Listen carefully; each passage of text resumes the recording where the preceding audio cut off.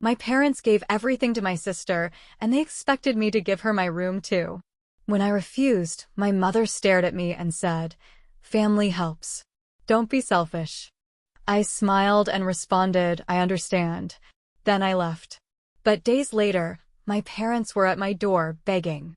I am 31 years old, a lawyer, and could I never have foreseen such a thing in my life?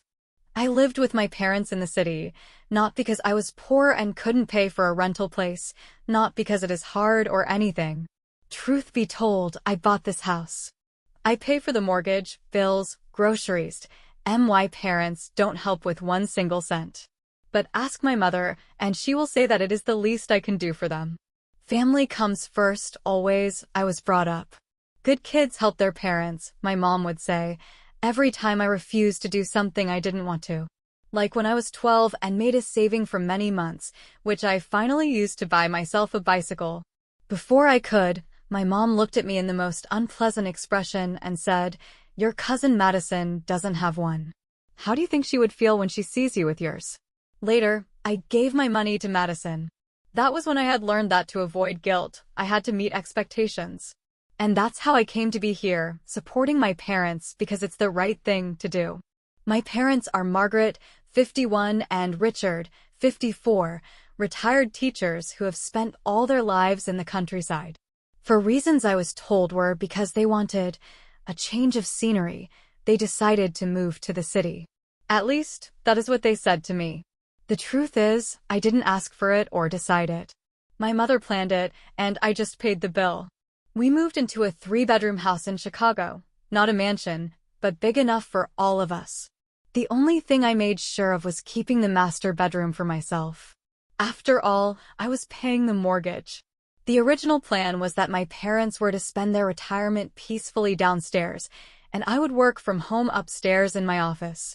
All seemed well, till my mother decided once more to make something right for me.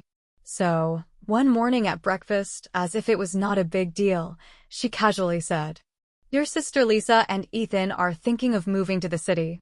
Lisa is pregnant, and they really need help. Things aren't going so great for them in Springfield." Lisa, 30, and her husband Ethan, 33, had always been the type of couple who jumped from one problem to another. They were never fully broke, but just could not seem to get on their feet. But I knew the minute my mother mentioned she was pregnant, trouble was coming. But still, deep down, I thought they would transfer elsewhere and get them their own apartment. My naivety, really. A few days later, Mom sat me down with that sweet tone of hers, but with that urgency that always meant she'd already made her mind up. "We have invited Lisa and Ethan to come stay with us for a time, until they get back onto their feet." She didn't ask if this was okay, she told me. "Only for a time," she protested, "family helps." I nodded, certain that once they had their place, everything would get back to normal. In truth, though, they had no intention of going anywhere. A week later, Lisa and Ethan arrived with suitcases in their hands and the attitude to go with it. They did not act as though they were going to stay over for a while. They acted as if this was the house of the new owners. That was when all hell broke loose. All this was still in my mind when Lisa and Ethan appeared at my door with suitcases. I was paying for absolutely everything: food, bills, mortgage, and now I had 2 more people to take care of. The tension in the house started to build from day one. No one had bothered to ask if it was okay with me that they moved in. They came in as if coming home was the most normal thing for them to do. Family comes first, I kept telling myself, but deep inside, I couldn't get that feeling of discomfort away. Lisa was never the most responsible person. She always got herself into impossible situations and expected others to get her out. And Ethan, well, his entitled attitude irritated me. He wasn't a bad person, but he acted as if everyone should adapt to his needs without question. He reminded me of my mother. My first part-time job, when I was 16, was to save up for something I really wanted, a laptop. But when I finally had enough money, my mother looked at me and said, her tone so serious, "Your sister needs it more than you do. You can work and save up for another one." And in the end, I gave my money to Lisa. And here I was again. It would seem my needs were always secondary to my sister's. Just a few days into her stay, Lisa began making those little remarks, seemingly harmless, but quickly becoming irritants. "This house is so big. It must be hard for you to clean it all by yourself," she said casually. Or even worse. "I'm obviously beyond excited for this baby to finally arrive. We'll need room for all that stuff." Well, at first I tried just to let things go. Nothing was worth the fight. That is, of course, until the bomb hit. One evening, when I was back home from the exhausting work, Lisa and Ethan asked for a word. Maybe they'll finally confess that they're taking up too much space and having eaten everything without so much as offering to pay their due share, I thought. But no. Lisa, with her careless expression, said, "We've been thinking, and it would be much wiser for us to have the bedroom." I stared at Lisa, completely stunned. "We need more space," Ethan added in an absurdly calm voice. "The baby is going to need a lot of things, and your room has the walk-in closet and private bathroom." A wave of frustration hit me. My name was on the deed to the house. I was the one paying every bill, covering every expense, without asking for anything in return. And now, they expected me to just give up my own bedroom? It took me a moment to process it. "Why don't you just stay in the guest room?"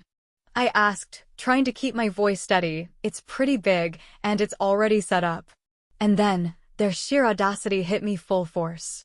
"But that room doesn't have a walk-in closet," Lisa replied as if it were the most natural thing in the world, "and the baby will need space." I looked at her for a few seconds, feeling my patience slipping away. Finally, I spoke firmly without raising my voice. "I'm not giving up my bedroom." Ethan looked surprised. He had probably expected me to cave. But that wasn't going to happen. "You can stay in the guest room or find another place to live," I said, making it clear that the conversation was over. Lisa looked at me, offended, as if I had just insulted her. And at that moment, I knew this wasn't going to end well. After that uncomfortable conversation where Lisa and Ethan had the nerve to ask for my room, I thought that, maybe, after thinking it through, they would realize how ridiculous they sounded and back off. I mean, who in their right mind asks the person paying for absolutely everything to simply give up their own space? But of course, that's not what happened.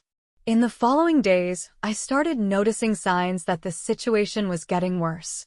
Lisa and Ethan were getting way too comfortable. They left their things scattered all over the living room, their shoes piled up near the couch, and Lisa was already talking about where she was going to put all the baby stuff, as if the house belonged to her. The feeling that something was about to explode grew stronger with every passing minute. One afternoon, I had to go into the office for important meetings. Normally, I work from home, but I came back around lunchtime to grab something to eat. And that's when I saw it.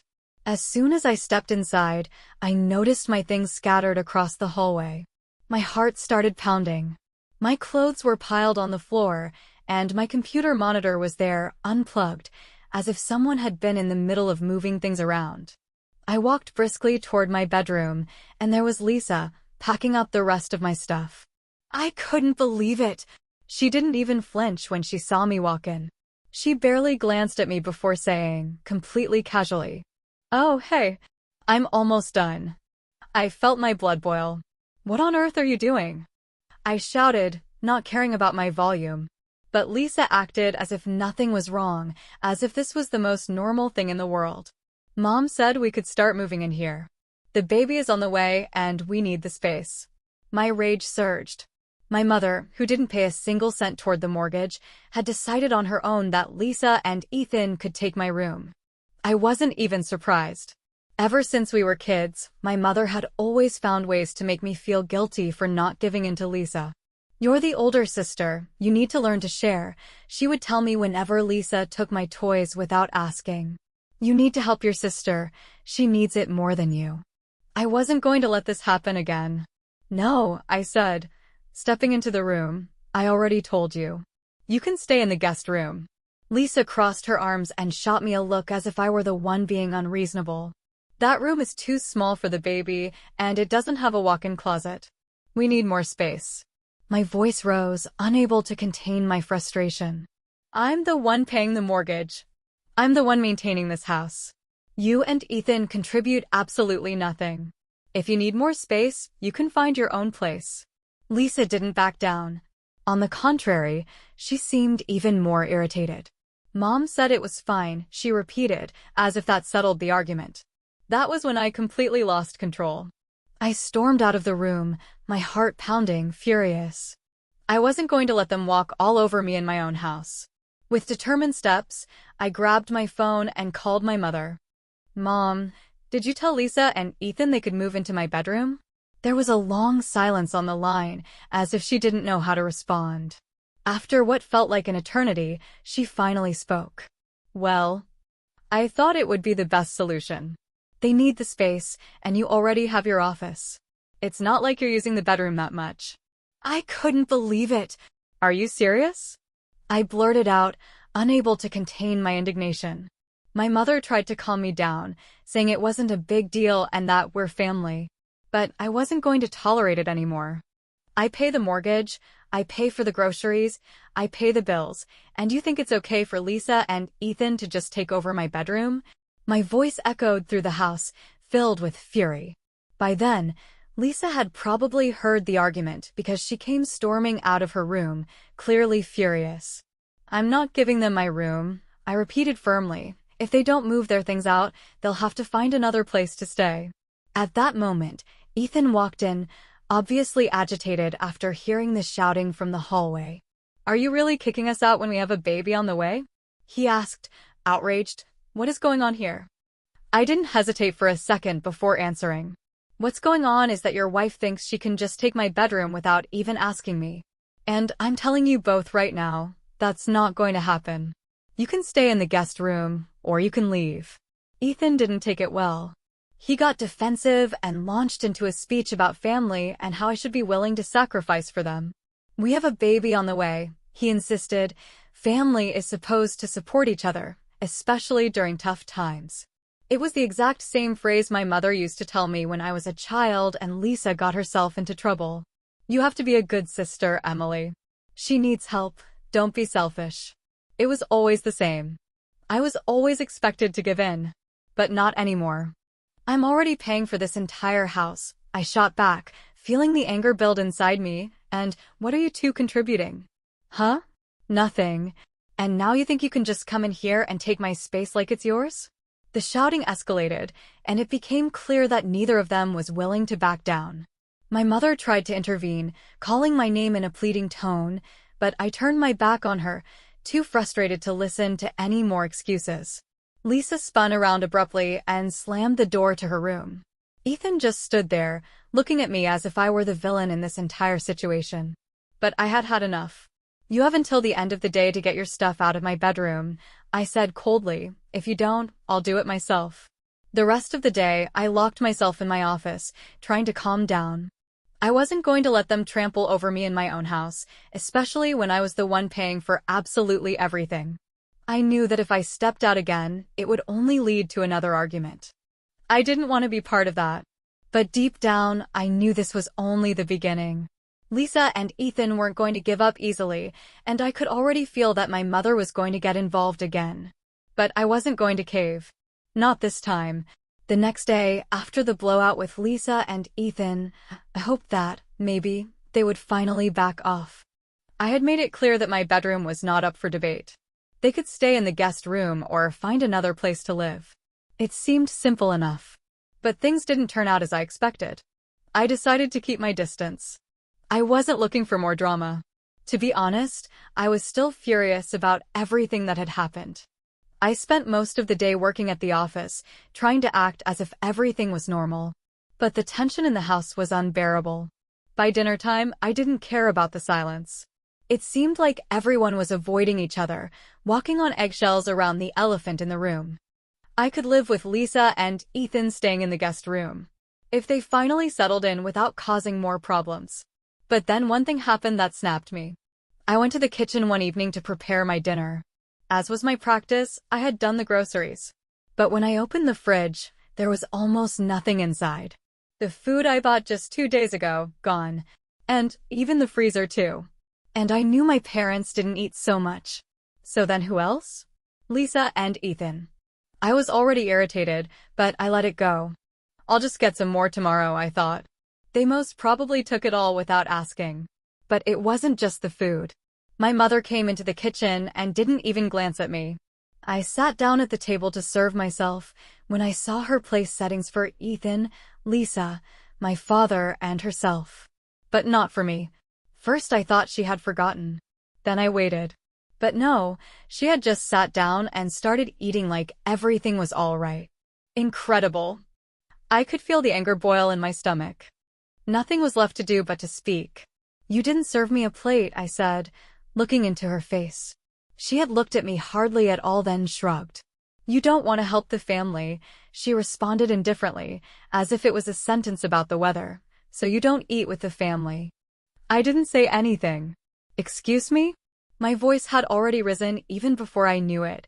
"I pay for all the expenses of this place. Food, the mortgage. Now you exclude me in my home?" My father, as always, had just sighed and continued eating as if nothing was happening at all. Lisa and Ethan had smug smiles on their faces, as if they'd won some kind of power game. As I passed Lisa, she even had the nerve to smirk at me. That was it. I wasn't going to let them treat me like a stranger in the house I paid for. My mind was racing. I slammed the fridge door shut and walked out of the kitchen with determined steps. I knew just what I had to do. I went directly to my room, flipped open my laptop, and began to search for eviction forms. If they had thought they could disrespect me in this way, it was about time for them to look for somewhere else to stay. Patience had disappeared. I was not running any free hotel for anybody. I prepared the papers within less than an hour's time. 2 copies, one for my parents, and the second for Lisa and Ethan. At this moment, they crossed every boundary that existed. For the past weeks, they had constantly disrespected me as if to claim ownership of the house. I printed those papers and came into the sitting room where people were sitting, acting as if they had not done anything wrong. All this could not continue anymore. I said nothing as I came in, did not say a thing. All I did was to hand them over the documents. Ethan pale-faced when he saw them. "If you're not out by tomorrow, I'm calling the police," I told him coldly. Ethan didn't expect that one. "You can't be serious," he muttered, still disbelieving it. "Oh, I'm dead serious," I firmly replied to that. He stood up then, his glare fixed on me, but I didn't bat an eyelash. I was done with this. "You've been living here your whole life and never gave anything back, and now you think you're going to take over my house? No, not anymore." He lost his temper. "We're family," he snarled furiously. But I didn't care anymore. I stood tall, my eyes fixed into his, and didn't move just because he was having a tantrum. "We are family, but that does not mean I am just going to sit here and watch you walk all over me. I pay the bills for this house. Not you or Lisa, not Mom or Dad. If you can't respect me, you have no right to stay here." As predicted, Lisa started to cry and tried to play the guilt trip on me. "I'm pregnant, and you're kicking us out. What kind of sister does that?" I didn't waste any time in my reply. "The sister who paid for everything, the one you would take advantage of." Ethan looked like he wanted to fight his corner, but I saw the realization creeping in. I knew he thought he had stepped over the mark. "You've got 24 hours, I said coldly. "That is more than generous." Till then, my voiceless mother spoke in a shaking voice. "Not weakness. Manipulation. You can't do this, sweetheart." She pointed at the eviction notice I gave to her. "They're your sister and brother-in-law. We are family." She was using the same tone she used when I was a child and made me give my things to Lisa.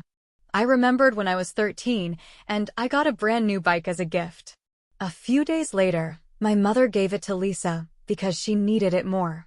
But this time, I wasn't going to give in. "I already did. You have 30 days to find another place. If you're not gone, I'll take legal action." Silence, absolute. My father looked away, not wanting to be a part of this. My mom's eyes welled up with tears, but I didn't care anymore. I turned and went to my room. It wasn't about the bedroom anymore. It was about me standing up for myself and not allowing them to continue using me. I locked my door, sat at my desk, and took a deep breath. I had just kicked my own family out. At one time, it would have sounded unimaginable that such a thing could have ever occurred. Now, well, necessary. For the rest of the night, the house was creepily silent. They all knew I was dead serious. No one called me from upstairs, and nobody tried to have a conversation.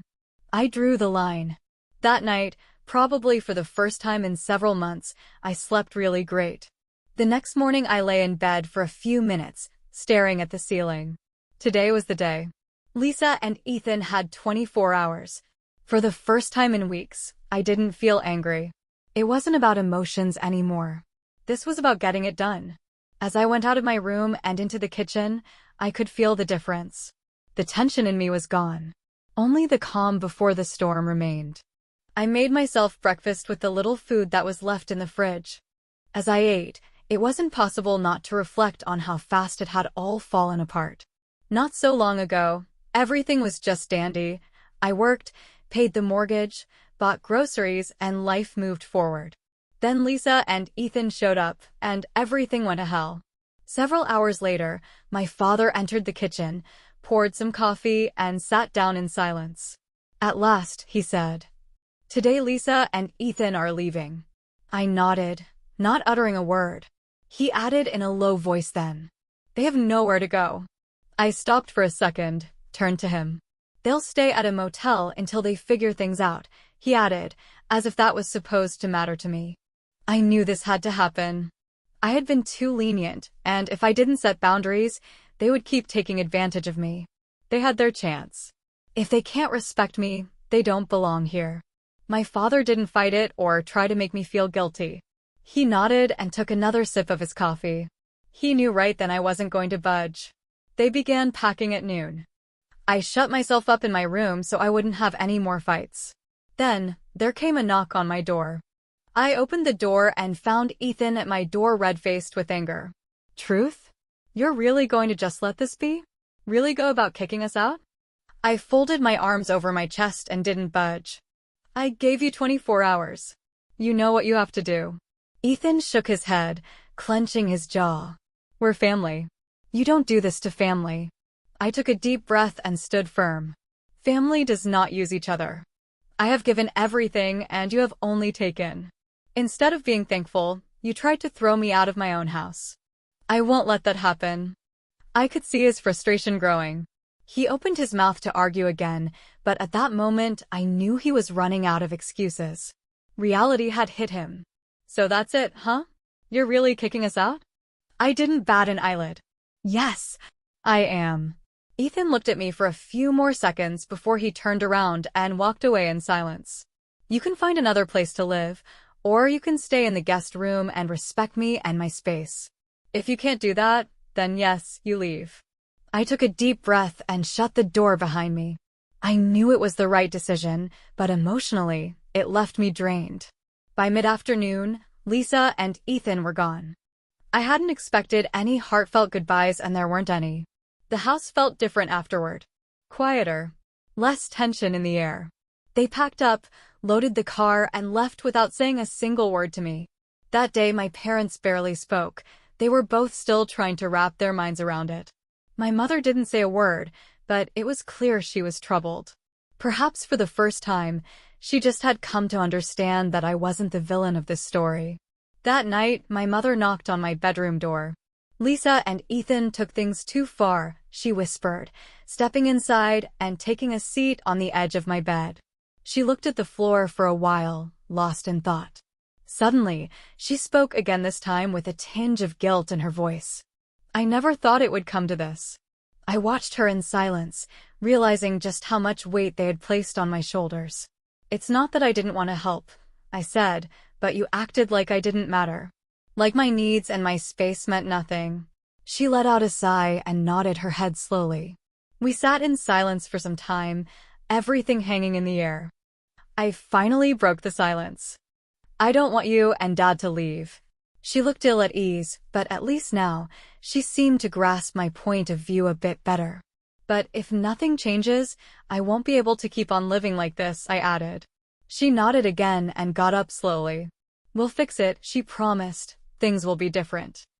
I felt this weird mix of relief and exhaustion as she went out of my room.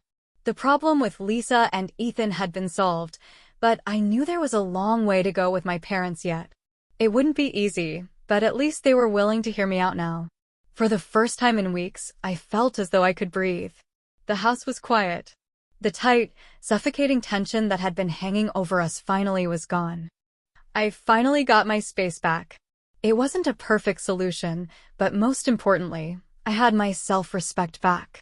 Now, when I look at it, sometimes to get what is best for you in life, you gotta make some decisions that don't sit easy with your family. That is called setting boundaries and demanding respect. Not being selfish. Now, as I sat in my room at last in one piece, I couldn't help but feel proud of myself. I didn't know what would happen to my relationship with Lisa, Ethan, or even my parents. But one thing I knew for sure. I would never let anyone take advantage of me again. Family or not. I had stood up for my right to choose. I'd spoken my truth. And I'd taken back my life. My life wasn't perfect, and it had never been easy. But it was mine, and that changed everything. Lying in bed that night, I felt a peace that I had not felt in a very long time.